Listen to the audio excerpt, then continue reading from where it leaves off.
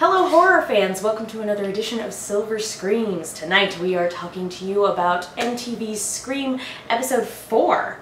Which, Aftermath. Yeah. Yeah. No, I mean, that's what it's called. Yeah, but. no, I mean, that makes sense because that is a thing. I'm going to go ahead and say spoiler alert for Screams 1 through 4. I know I put that in the description for the other videos. Might as well mention it, I suppose. How would we not be talking about what movies this is based on? I know, right? But it helps to... Do we want to start with our commenter topic, or do we want to save that to the end? You know, we can bring it up from the get-go, just because I'm going to continue referring to him as such. We had one particular commenter who was remarking on why we refer to the killer in this series as Ghostface and not Brandon James. 1, has not been proved to be Brandon James yet. 2, he's a killer in Scream, wearing a mask, using a voice changer. That makes him Ghostface. Yeah. Anybody who says differently is wrong. That's cute, but wrong. It's very Two Stupid Dogs. Isn't that cute? But it's wrong! Wow, we're old. Our neighbors probably did not appreciate that. Yeah, they have a dog. Anyway, yeah, so all in all, I mean, I have to give this series credit. This was a really emotional opening. Yeah, this is the most realistic grieving that I have seen, especially from people who are supposed to be teenagers. I mean, one of them complaining about how the mascara is never waterproof and talking about she had really good eyelashes. She never had to wear mascara. That bitch. Yeah, I missed her too. And it just... That is using humor as a coping mechanism. And that's a little closer to how people talk and how people would deal with this sort of thing. It's not all doom and gloom and here are my inner emotions or I'm too sad to talk. They actually work through it. And so that, and then looking at the text messages and wishing he had more, and just it was all very human. And that's the best that I've seen a TV series do it in a long time. Yeah, and I liked that this picked up literally right where the last episode left off, with the car crash scene, the scene of the crime, and them wheeling away the body just as Noah gets there. Too little, too late. It was really effective, and we got to see sides of these characters that we hadn't seen before. Brooke showing emotions. Yeah. I didn't think she was capable of those, and I figured with Riley dead that she would joke about it in the same way she did after Nina died. See, and to an extent she does. Yeah, well, to an extent she does. She continues to joke in a what's the word? It's deprecating? Like, yeah, in a very self-deprecating way after she gets that little message. And so I still I'm not super fond of her still. She's definitely not my favorite. But she's aware that her actions may have factored into this because she did leave for the booty call that never was. Because it was a Ghostface setup. Yeah, and she didn't even refer to it as may have contributed. She very much blames herself for leaving her alone. And I like the way Noah was really upset by it. Not only because Riley meant a lot to him, but because this happened at the police station. To protect and serve my ass. Yeah, exactly. And then later on, and now moving forward, there's no way he's ever going to trust the cops with anything. None of them are. And so, yeah, I think that very much factors into them going off on their own to be the Scooby Gang, as you referred to it last week, and keep doing so because they figure that there's no way that they're safe. No one's going to protect them. They have to do this themselves. I will say I'm sad that the theory you had mid-episode petered out by the end. Oh yeah, partway through, because Tyler's head was not found at the scene of the crime, and because the body was too badly burned to get fingerprints, and because DNA tests were going to take a while to come back, they were setting up a we don't know who this is. Which kind of confused me from the killer's perspective, because a very similar thing, not to mention a really subpar scary movie, but a very similar thing was done in Species. The alien in that movie grabbed this one chick that kind of met her description, cut off a body part that she was supposedly missing, it was a finger, put her own finger there, and for some reason they checked the finger and not the rest of the body. Somehow it worked. Because you don't take cultures or samples from any other part of the body, nope. Just the one. Nope, just the bit. Harry Potter. All that's left is his finger. Well, it turns out he's a rat the whole time. Stupid. Anyway, but because... I know, right? Anyway, because the head wasn't actually included at the scene of the accident, that's clearly demonstrating, hey, this guy didn't die in a car crash. And it was just like Daisy said, you know, not that she goes by Daisy anymore. She's Daisy. Yeah. You made a note that it was an excellent Jaws reference. It's like opening up the beaches too soon. Yeah, the mayor wants to open up the beaches, but the shark's not dead. Because they had that nice little town hall, is what they were calling it, about how we've wrapped up all the mysteries. It turns out that Tyler did most of the stuff, and now he's dead. So, sucks for everyone. Sorry, guys. Which, how tiny was that town hall that literally looked like it was done in the school cafeteria with 30 people. With 30 kids. Like, there weren't even adults there. It was all the teenagers that just happened to be in the cafeteria. Everyone else was working? That was where the extra shot was? It's really weird. I mean, it would be one thing if it was like a press conference, because those those tend to be smaller. This was a town hall. It's too small for a and press hardly conference. Anybody ever showed up. Well, we didn't have any press there. We have our podcaster. Yeah, that was she's our stand-in, so it wouldn't be a press conference without any press. This might just be a blip on the radar of maybe the local news station. It wasn't a press conference. Yeah, it was a town hall meeting. That's what I'm saying. Why have one if there's no press? Fair enough. That's the point. Anyway, well, I mean, so much for the whole town, though. Woodsboro had local reporter Gail Weathers. So if Woodsboro has news outlets, I mean, unless it's like a population of 300, maybe that's why it's so crazy that 500 views, they're like, whoa, it went viral. It went viral! 500 views! There are some people in town who have seen it twice! You realize you can let it play for 5 seconds and it counts as a view, so you could just keep refreshing the page and, gaming YouTube views. Everyone's done it at least once. Anyway, but yeah, so where were we? Okay, yeah, we were talking about the town hall. The town hall. Which we have stuff to bring up about the mayor now, because holy cow. But the sheriff getting confronted about the girl who supposedly committed suicide. Oh, are you going to blame it on Tyler too? Are you going to shove that under the rug? Rachel, yeah. And him venting later that he delayed the investigation for a day to give the family a little time to breathe, and now it looks like he's incompetent. Well, you're not supposed to do that. So, yeah. Your compassion should not be overruling your job when your job is to figure out the crime and bring the killer to justice. I mean, yeah, it sucks for them, but you can't stop being the sheriff for a day just because some people are grieving. I mean, it doesn't work that way. Yeah, no. And I guess it is because it's a small town. It's one of those things, again, hindsight, but yeah, because this is a small, affluent community, things like this aren't supposed to happen, let alone happen a few times every few decades. But that's when you really need to be at the top of your game, and the sheriff is not. No. He's not Dewey levels of incompetent, but he is not the best law enforcement we've ever seen in a horror movie. Dewey was adorable, at least. Oh yeah, no, Dewey was adorable. That's about all he had going for him. He's so cute. An attempt was made. He was occasionally brave. Yeah, occasionally. His sister had more going for her. She did. I love Tatum. Unfortunately, that was a very strong garage door motor, which didn't wanted to be in a sequel. She wanted, and she's the one who coined the term ghost face. Thank you, Tatum, for hitting him in the face with beer bottles and making me smile every single time I watch it. And the refrigerator door. So great.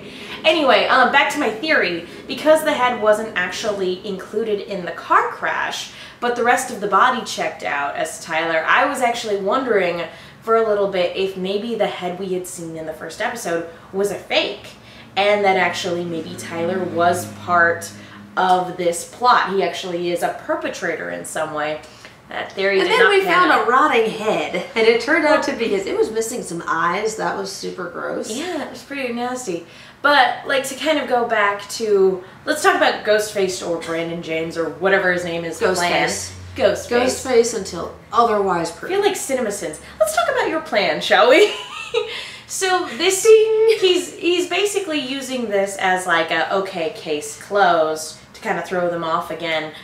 But then doesn't include the head in the car crash, which is purposely saying, I set this up.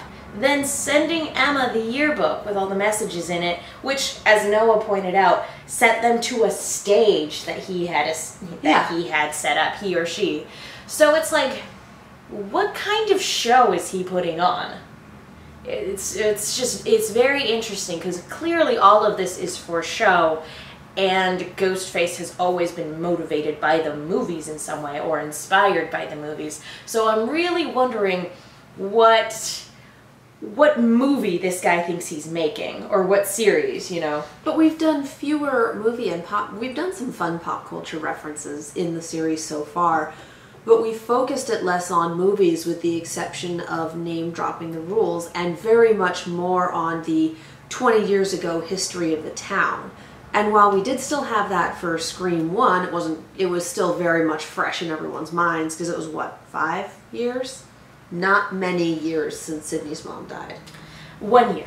1 year. 1 year. Wow, I was way off. And that was the whole big thing, is that all this stuff was going down the anniversary of her death. Yeah. So they had that, but it was much fresher in everyone's minds, and it was still very much working a lot with the media, working a lot with the movies. They wove it in a lot more. This one, it seems like there's a lot more emphasis on the 30 years ago, 20 years ago? 1994. X amount of decades ago. 22, 20-ish. We can count. It's late. Anyway. I need more alcohol. I don't have any there for anymore. Hey! But anyway, it feels like there's a lot more emphasis on, here is our backstory that our town is obsessed with because it's our only serial killer ever, and less on movies and media and the thing that's been the backbone of the Scream series. And it's interesting that you point that out too, because everybody who was involved won't talk about it. Just finish it. Okay.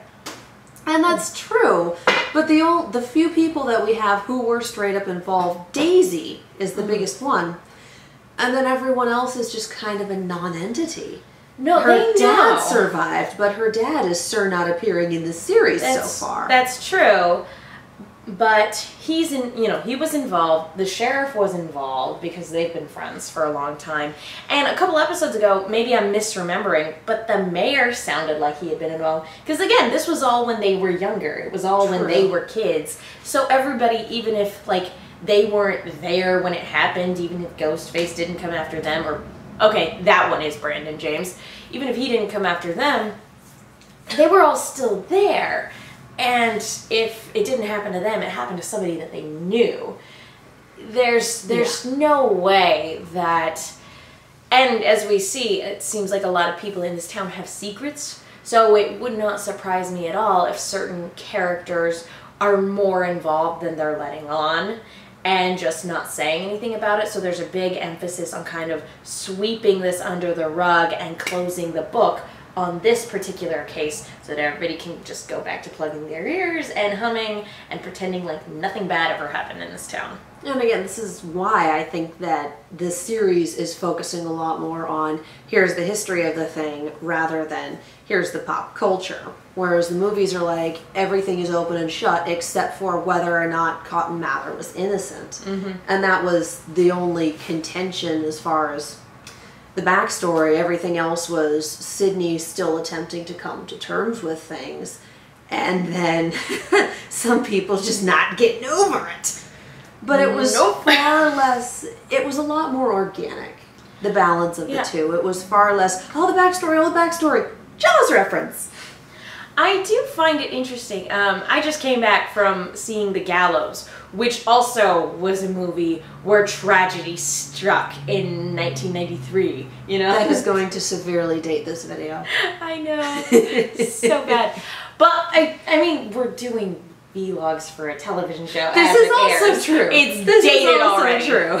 Scream is dated. It's old before it gets up. This MTV series is going to be dated due to its references in technology. Everything that references technology will be dated in about 5 years, 2 years. That's okay, because it's already wrong. Yeah, I know. 500 views and it went viral. No one's on Facebook anymore. It's on Facebook. Where do you live? Lakewood, apparently. Anyway. And we can send it live to a lot. We can send a video live to a list and it will text out to everyone's cell phone ever. I'm like, Accidentally? Way to go, And you can't Noah. cancel the feed? Well, that seems like a poor system. Let's talk about this, because when they go to the killer's lair, which hashtag the killer's lair, by the way, MTV. Thank you, MTV. That is way too long for a hashtag. Again, You should just do hashtag the lair. the stage Or this screen guy layer. set up was really good. It really did look like, as Noah pointed out, something out of the movies, but that's not what killers do in real life. Yeah. Unless you're an actual serial killer and you have a creepy house. But he did Just saying. point out every fictional serial killer Has has a lair. one. Hannibal Lecter's kitchen, but I don't remember the A other lot two of- instances. A lot of actual killers are way smarter than that. They watch the movies. They don't make killers, they just make killers smarter. Don't you blame the movies, Katie. Katie's don't create... Movies Don't create shit, evidently. Movies don't create psychos. Movies make the psychos more creative. That was the line. That's right. This is what happens when you make me finish before the movie. Oh, you were out. And it was sour. Yeah. Yeah. Anyway, We got bad wine. so yeah, so sad. Anyway, Super sad. so like I really liked the set design for this entire stage because they make it very clear that somebody's watching them when they first walk in, and then the cops get an anonymous tip. I'm wondering how the place still had power, because there was power enough for a switch to be flipped and to show all of those x-rays of Brandon James and his, I think it was the befores, not the afters for the surgery. Apparently there were multiple surgeries. Yeah. And something that, again, makes me wonder if the killer is Brandon James or if Brandon James is still alive because no body. It makes me wonder if after those events happen and he was shot and landed in the lake, if he didn't escape and keep getting surgeries so that now he looks like he never had any deformity whatsoever. But you'd still wind up with a lot of scars and a lot of scar tissue. That's I feel like there's only true. so much you can do before you get really... That's true, but I'm looking at this not from a realistic standpoint, from a movie magic TV standpoint, where it would be just like a killer to go and get plastic surgery and then come back and get his revenge. Pull a Sideshow Bob, sew someone else's face on. Hey! I still don't think it's Brandon James. I definitely think it's somebody connected to him, and I'm not ruling out that he's dead because, like I said, I think it'd be really interesting if he was just kind of watching this whole affair from afar going, Who the hell is that?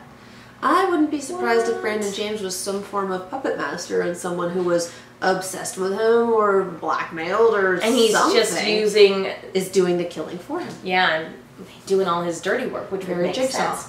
Very Jigsaw, or like we made the comparison last time, Scream 3. It makes sense.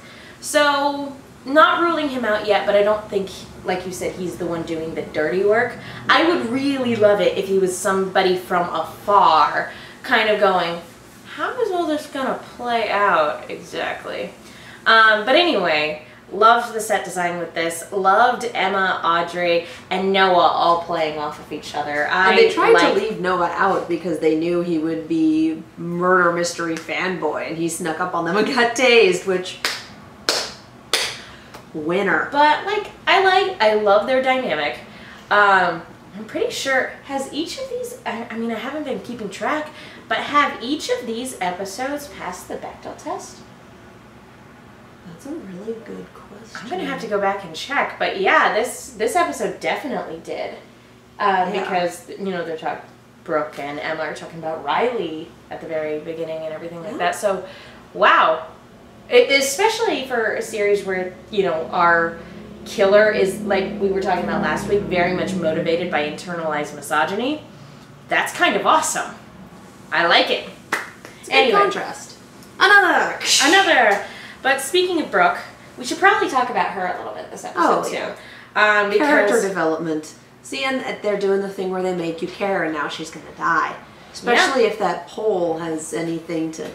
She got sent a poll where you can vote for whom you want to die next. Yeah, we were talking about it. It's basically kind of what Facebook, what the guy who created Facebook did before he created Facebook. It was this website where you would vote on who you think is hotter, only here it's who you want to die. Who's next on the chopping? Exactly. Which, I don't know if that was something created by the killer or just asshole high schoolers, because if we're, again, going with the Scream analog, there were lots of jerks at Woodsboro High. But the votes were also like 584 to 2. Yeah. That's pretty rough when everyone's like, nope. And or again, maybe it's just 5 people spamming the vote. That happens too. But again, not to disagree necessarily, but Brooke is very much an unlikable character and has been from the get-go.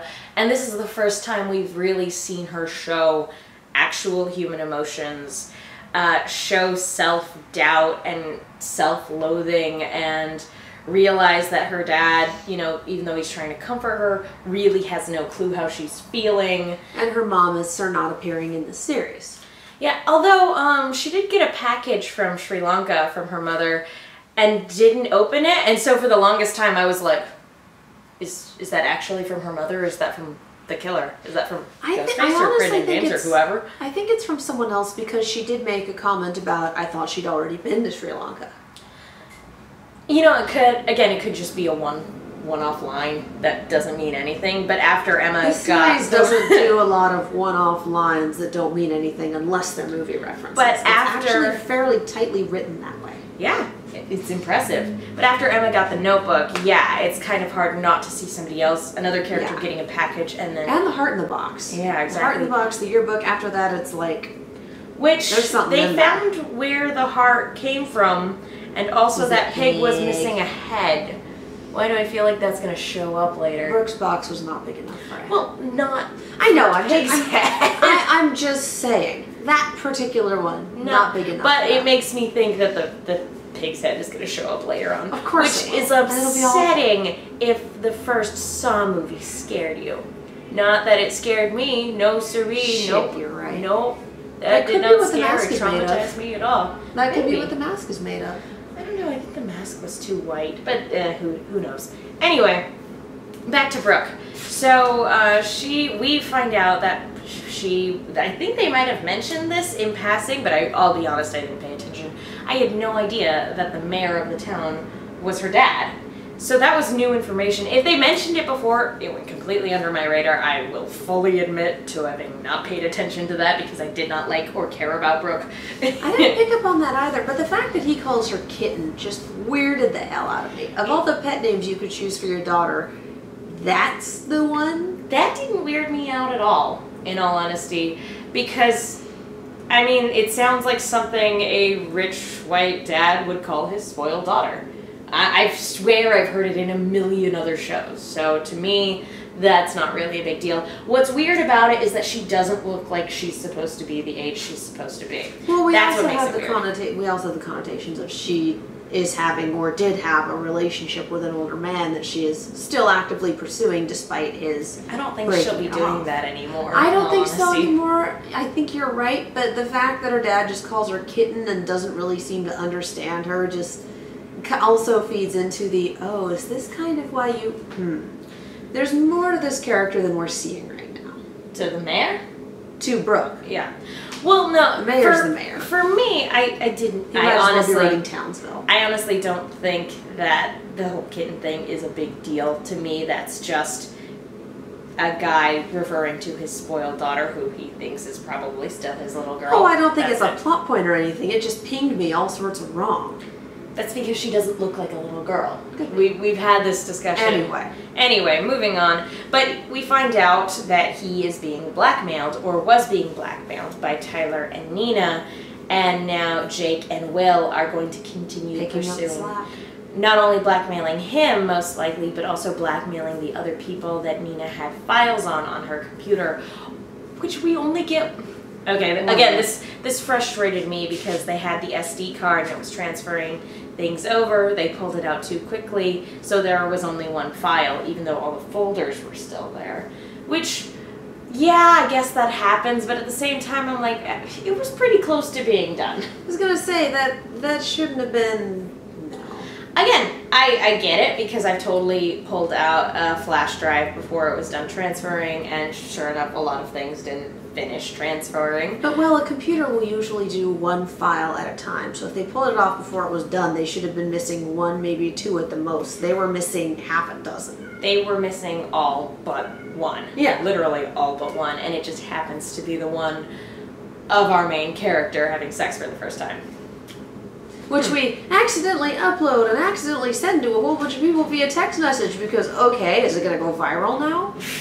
I was going to say, that goes more viral than any of the other videos or anything else did. But, I mean, this makes sense as to why Will would have been involved in the whole blackmail thing, because it would be so easy for Nina or whoever to be like, okay, great, we have you having sex with your girlfriend for the first time. You do what we say, or we do this, or we upload this, and she's embarrassed forever. Yeah. Because, let's face it, when this happens, usually women get way, the impact is way worse for them than it is for whatever guy. Oh, yeah. Although it makes me wonder, it's like, how was there even a camera there? Either he filmed it, or they had set up a camera somehow. Like, they have cameras set up all over town or something. So, clearly but it's nice to know that it was a blackmail. One of our theories panned out to be true, that it was blackmail, not the drugs. Yeah. So there's that. We basically went over most of the stuff that happened in the hospital. Do we have anything else we need to cover? That's just about it. Just kind of that, the police were talking to them when they got caught. The possibility that all of that evidence is now compromised, and the fact that Daisy and Emma aren't communicating. Yeah. And will continue not to, most likely, which is only going to cause more trouble because Emma's going to keep walking into intentional traps that the killer sets, and Daisy's going to keep her mouth shut, and that doesn't That's not going to help anyone. Someone's going to wind up dead. Nope. So I would very much like them to actually sit down and have a talk and maybe get some answers. That would be super. And we managed to go through an episode without killing anyone. I think because they were having such an emphasis on the impact of Riley's death, that, it's very much a, hey, we're going to let this sink in. We're taking a mulligan. That way, the next time they kill somebody, again, they want it to sink in just as hard. Yeah. Exactly. And I guess one thing we can bring up as well is that Jake also looks like he's possibly striking up a romance with Brooke. Possibly, although, again, I don't really care about any of them. He's a blackmailer. She's showing human emotion and definitely showing a more vulnerable side. But she's still pretty mean. Yeah. Well, it takes time. Yeah, it does. That's what character arcs are for. Yes. Anywho, I think that just about does it. All in all, final thoughts I really liked this episode. I really enjoyed this. Like I said, I think it handled grieving the best that I've seen in a while, and in an episode that was mostly about that, I really appreciated it. Yeah, no, grieving was great, and I loved the actually going in to investigate the Scooby-Doo setting. I thought that was fantastic. Yes. Aw, kitty. Yeah, we get a cat. I don't know if you can hear it, but it's adorable, and it's over there, out of frame. Anyway, any final thoughts? I think I just gave them. I like this episode. I did too. I'm really hoping that the series continues down this path because I really want to see where this is going. I'm excited. All right. Well, thank you guys so much for tuning in. Remember to, thumbs up, like, comment, subscribe. Like, comment, subscribe, all of those things. We want to hear from you. What are you guys thinking of MTV's Scream so far? Let us know. Thanks so much for tuning in. We'll see you guys next time.